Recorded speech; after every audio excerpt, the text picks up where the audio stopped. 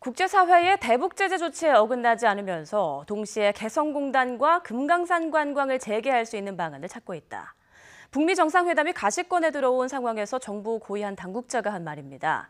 두 마리 토끼를 잡겠다는 우회적인 절충안을 검토하고 있다는 건데 관련 내용 아산정책연구원 신범철 안보통일센터장과 함께 자세히 살펴보겠습니다. 안녕하십니까? 예, 안녕하십니까? 네, 자 앞서 말씀을 좀 드렸는데 이 부분부터 좀 짚고 넘어가죠. 한 정부 고위 당국자가 이런 말을 했다고 하죠. 개성공단 금강산 관광 재개를 위해선 벌크 캐시, 그러니까 대량 현금이 북한에 유입되지 않을 방법을 찾을 필요가 있다. 어떤 의미인가요? 그러니까 북한의 개성공단 사업과 금강산 관광 재개를 하기 위해서는 관련된 유엔 제재라든가 이런 부분을 저희가 이제 풀어야 되는 고민이 있는 거죠. 예. 그걸 조금 더 수월하게 하기 위해서는 지금 미 측이 가장 우려하는 부분이 결국 북한에 현금이 들어가는 부분이니까 그런 현금 들어가는 부분을 갖다가 현물로 대체한다면 미국을 설득하기가 조금 쉽지 않나, 그런 취지에서 이러한 이야기를 한 것 같습니다. 예, 지금의 유엔 제재에서 가능한 얘기인가요? 사실은 제재 내용을 조금 더 깊이 살펴보면 나눠서 설명을 했어야 되는 문제입니다. 네. 왜냐하면은 금강산 관광 같은 부분은요, 유엔 제재 대상이 아니에요. 그렇기 때문에 금강산 관광을 재개했을 때 현금이 들어가는 것만 우리가 막으면은 문제가 해결될 수 있는 문제입니다. 네. 그런데 개성공단 같은 경우에는 유엔 안보리 결의 2375호, 특히 이제 그 18항의 해석의 문제하고 관련돼 있는데 거기에서 북한과 조인트 벤처, 합작 사업을 하는 걸 금지하고 있어요. 예. 이게 앞으로의 합작 사업뿐만 아니라 과거의 합작 사업도 금지하고 있고 아무튼 북한과 이러한 기업 거래를 하지 못하도록 막고 있기 때문에 북한의 비핵화 조치에 따라서 그 합작 사업 자체를 승인을 받지 않으면은 뭐 현금이 들어가든 현물이 들어가든 그건 불가능한 이야기입니다. 예. 따라서 이제 그 부분은 조금 더 우리가 정책을 추진함에 있어서 구분해서 접근할 필요가 있다, 그렇게 생각합니다. 그런데 관련해서 강경화 외교부 장관도 비슷한 말을 하지 않았습니까? 현금이 유입되지 않는 방식으로 개성공단 문제를 해결하는 방법이 있는지 연구해봐야 한다. 이건 어떻게 또 설명이 되나요? 같은 취지라고 생각합니다. 예. 아무튼 우리가 이제 북한의 비핵화와 함께 이러한 제재 완화 같은 것을 북한에 제시함으로써 북한의 대화로 견인을 하겠다, 이런 취지가 있기 때문에 예. 이 문제를 어떻게 풀 것인가, 더군다나 김정은 위원장의 신년사에서 금강산 관광과 개성공단을 특별히 언급했기 때문에 북한이 이 부분에 관심이 있다면 이것을 어떻게 하면 빨리 진행할 수 있나, 그런 고민을 이렇게 하다가 나온 이야기라고 보는데요. 다만 장관께서 분명히 개성공단과 금강산 관광을 분리해서 말씀하셨으면 더 좋았을 것이고요. 예. 현 상황에서 어떤 사업이 용이한 것인가, 이렇게 전반적으로 설명을 드리면 제일 용이한 거는 금강산 관광입니다.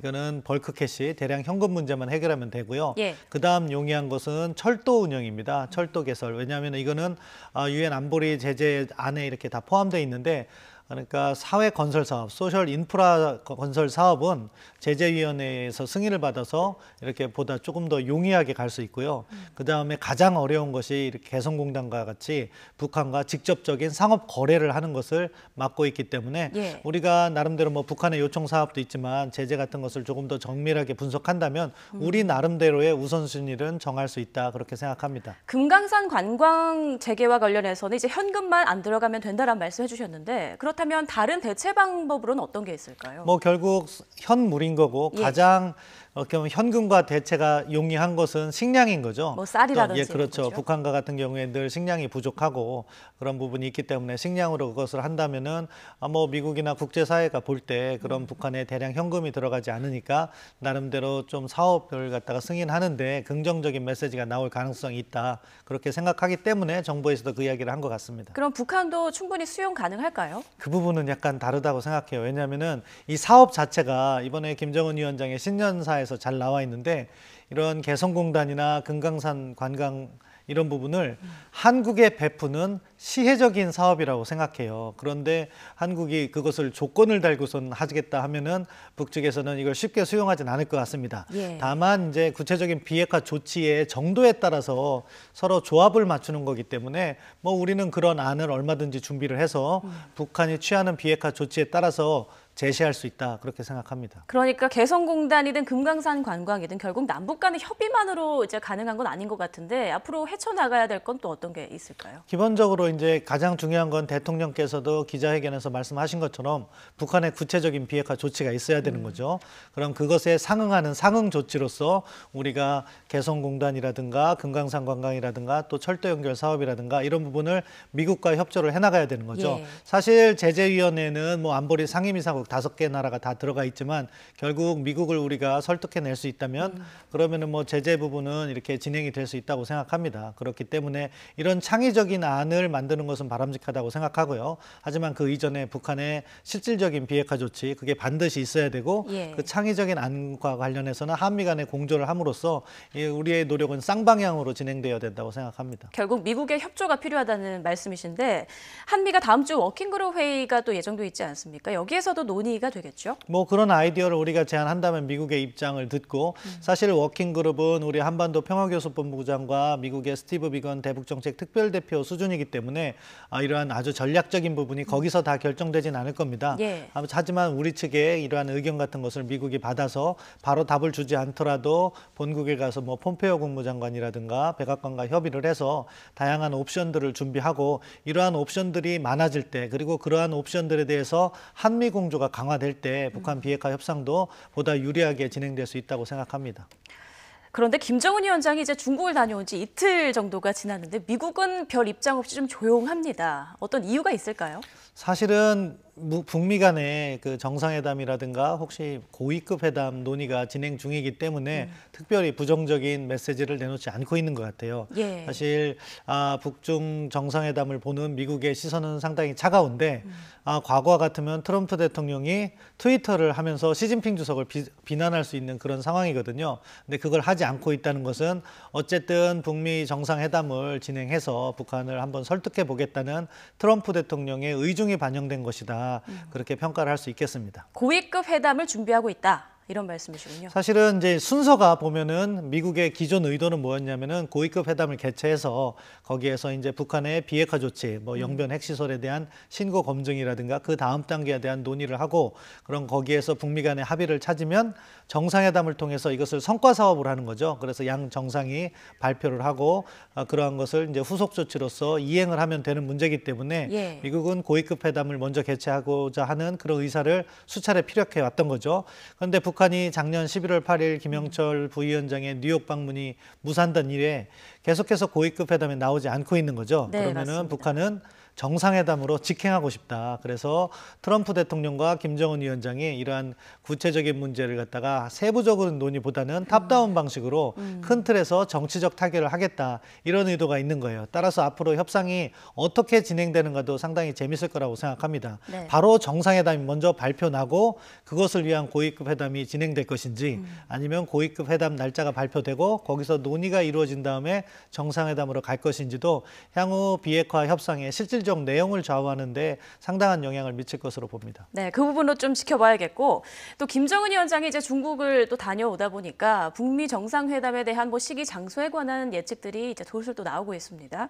미국 실무진이 판문점을 다녀갔다는 얘기도 조금 전 뉴스로 전해드렸는데 언제 어디서 열릴 거라고 예상을 하시나요? 2차 북미 회담. 언제부터 말씀드리면은 지금부터 만약에 곧 다음 주에 발표가 있다고 해도 한 달 정도의 시간은 필요할 테니까 네. 2월 후반이나 3월 초가 가능성이 높다고 생각하고요. 장소 같은 경우에는 지금 방금 전 보도에서 나온 것처럼 예. 판문점일 가능성도 있고 뭐 베트남 정도가 되지 않을까 싶은데 결국 어떠한 것을 갖다가 포함시켜서 이렇게 발표를 할 것인가도 또 장소에 영향을 미친다고 봅니다. 종전선언 부분이 심도 있게 논의되고 그것에 대해서 사실은 이제 북한도 종전선언보다는 이제 평화협정, 평화체제 쪽으로 나간다는 것은 종전선언에 대해서 크게 그 내용을 문제 삼지 않고 일단 우리가 원하는 대로 합의를 하고 평화협정으로 가려는 의도도 있거든요. 그렇다면은 종전선언의 내용이 상당히 간단하게 구성된다고 하면 판문점에서도 하고 그래서 예. 북미 정상회담 직후에 남북미 종전선언을 할 수도 있다고 생각합니다.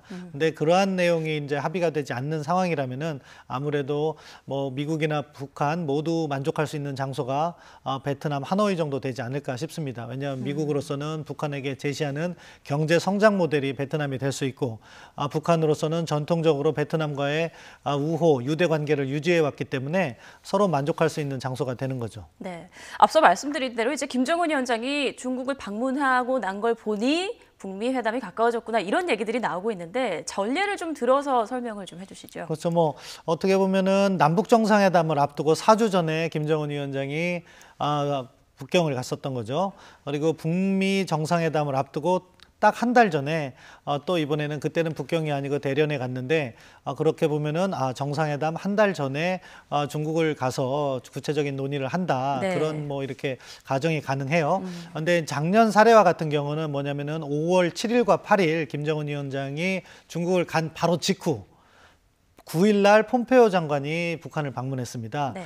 그렇게 해서 바로 그 다음 주에 5월 11일 날 트럼프 대통령이 장소와 시간을 날짜를 발표했던 것 같은데 아마 이것이 잘 진행된다고 가정할 때면 다음 주 정도에 날짜가 발표가 될 가능성이 높다. 근데 만약에 다음 주 정도에 발표가 안 된다면은 그것은 미국이 아직도 고위급 회담과 같은 실무 협상을 먼저 하고 정상회담을 하기 위해서 발표를 하지 않고 있다. 그런 부분을 우리가 또 추정해 볼 수 있는데요. 아무튼 다음 주가 이러한 북미 정상회담 날짜나 장소 발표하는 데 있어서 매우 중요한 역할을 할 것이라고 생각합니다. 자, 그리고 이제 미국 연방정부 셧다운, 즉 일시 업무 정지가 지금 4주차째 이어지고 있는데요. 이게 북미 회담의 정상회담에 또 영향을 미치는 부분이 있을까요? 사실은 뭐 큰 영향은 미치지 않는다고 봅니다. 왜냐하면 이것이 구체적인 실무안이 조정돼서 정상회담을 간다고 하면은 영향을 미칠 겁니다. 하지만 이게 정상회담 날짜나 장소 발표 같은 것은 결국 고위급 간에 지금 뭐 탑다운 방식으로 해서 정해지는 부분이 있기 때문에 큰 영향을 미치지 않는다.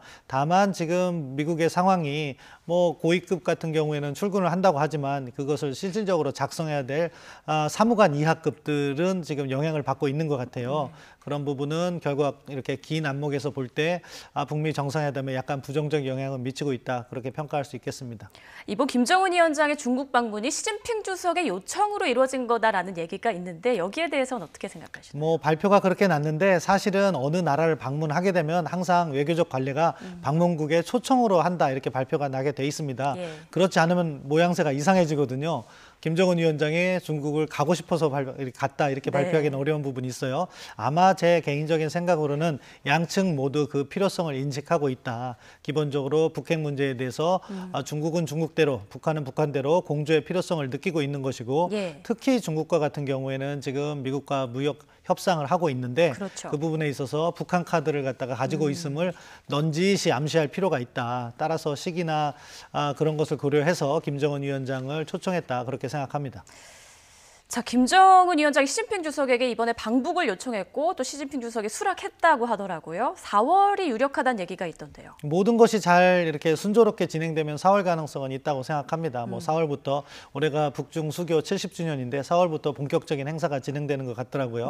아마 그러한 이렇게 긍정적인 측면을 봤을 때 4월이면 가능하지 않냐. 그것의 전제에는 아까 말씀드린 대로 2월 하순이나 3월 초에 북미 정상회담이 개최되고 그럼 그 정상회담의 성과로서 제재 완화라든가 상응 조치 같은 것이 제공되고 그러면은 시진핑 주석이 북한을 가는데 전혀 부담이 없게 되는 거거든요.